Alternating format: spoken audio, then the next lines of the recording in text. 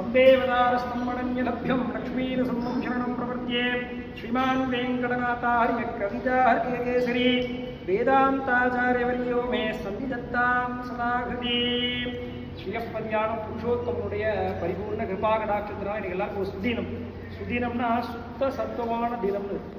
என்ன சுத்தமான சத்துவமான தினம்னா என்ன அப்படின்னா, சுத்தமான அப்படின்னா சத்துவகுணம் நிறைந்தது, அதாவது ரஜோ தாமசங்கள்லாம் இல்லாமல், கெட்ட எண்ணங்கள்லாம் இல்லாமல் சுத்த சத்துவமான தினம் அப்படின்னா அந்த மாதிரி ஒரு விசேஷமான தினம்.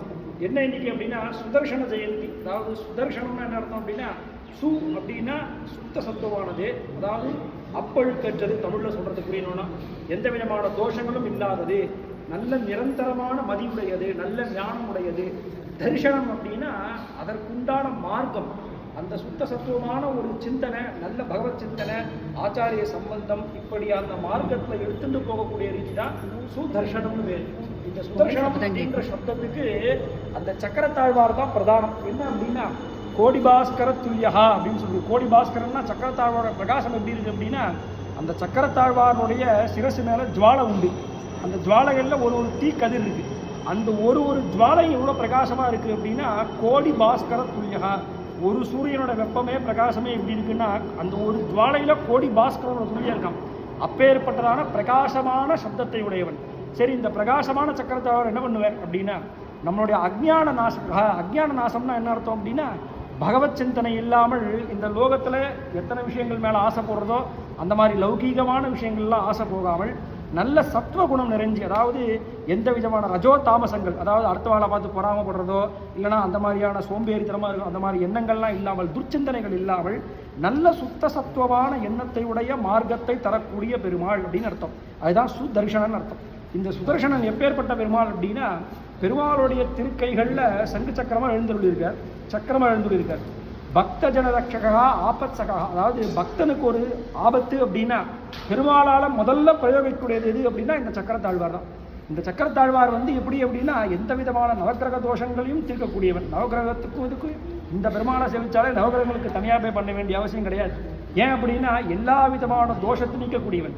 பெருமாளுடைய ஃபர்ஸ்ட் ப்ரியாரிட்டியில் இருக்கிறவர். அதாவது பெருமாள்கிட்ட பஞ்சாயுதங்கள் இருந்தாலும், பெருமாள்கிட்ட கதை கட்கம் வில்லு சார்கம் இருந்தாலும் அவன் பிரயோகிக்கக்கூடிய முதல் ஆயுதம் எது அப்படின்னா சக்கரத்தாழ்வார் தான். ஏன்னா இது சக்கரமாகப்பட்டது எப்படி ஏவின உடனே எதி விஜயேத்து சக்கரஹா, அதாவது இந்த விஜயம்ன்றது என்னன்னா அதுக்கு ஜெயம் மட்டும்தான் தெரியும், ஜெயத்தை தவிர எதுவுமே தெரியாது. அந்த மாதிரி விஜயத்தை மட்டுமே வச்சுட்டு இருக்கிறது. அதனால விஜயவல்லி நாயிகா சமேத இந்த சுதர்சன ஆழ்வாருக்கு விஜயம்ன்றதான ஜெயம் மட்டும்தான் தெரியும். என்ன ஜெயம் சுவாமி கொடுப்பார் அப்படின்னா எல்லா விதமான ஜெயத்தையும் கொடுப்பார். அதாவது நமக்கு என்ன விதமான ஜெயம் தேவையோ, அதீதமான ஆசை கிடையாது, நியாயமான பிரார்த்தனை எதா இருந்தாலும் அந்த ஜெயத்தை கொடுக்கக்கூடியவன், அந்த ஜெயத்தை மட்டுமே சங்கல்பிக்கக்கூடியவன். ஒரு வாட்டி பிரார்த்தனை பண்ணிட்டா அவங்ககிட்ட ஜெயம் மட்டும்தான் கிடைக்குமே ஒழிய அதில் நிச்சயம் கிடையாது, அது நிச்சய பழுது போகாது. அதுதான் ஜெயம்னு சொல்றோம். அப்படி அந்த விஜயவல்லி நாயிகா சமேத ஏதிராஜ சுவாமி பெருமாளால கைகளில் தாங்கக்கூடிய பெருமாள். இவர் எப்படி இருக்கார் பெருமாள்கிட்ட அப்படின்னா, பெருமாளுக்கு திருவாபரணமா இருக்கார். நல்லா கேட்டுவோம், பெருமாளுக்கு திருவாபரணமா இருக்கார், நமக்கு ரட்சகனா இருக்கார்.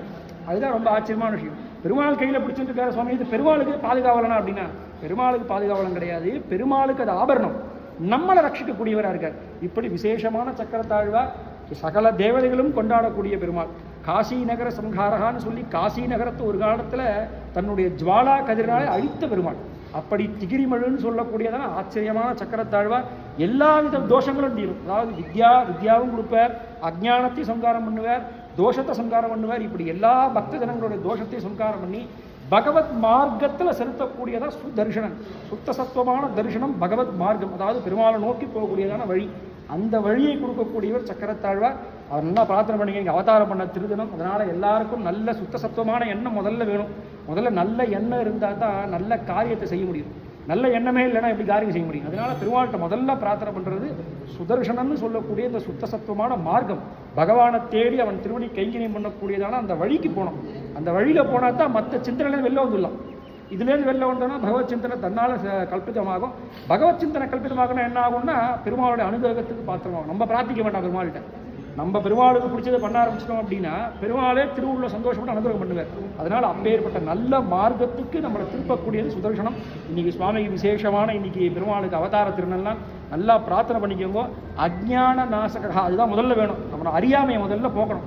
அதுதான் பெருமாள்கிட்ட முதல்ல பிரார்த்தனை பண்ணணும். இதை கொடு அதை கொடுன்னு கேட்கறத விட என்னோட அஜ்ஞானத்தை நீ சம்ஹாரம் பண்ணி கொடுன்னு கேட்டாலே தன்னால் அஜ்ஞானம் போயிடுச்சுன்னா ஞானம் வந்துடும்.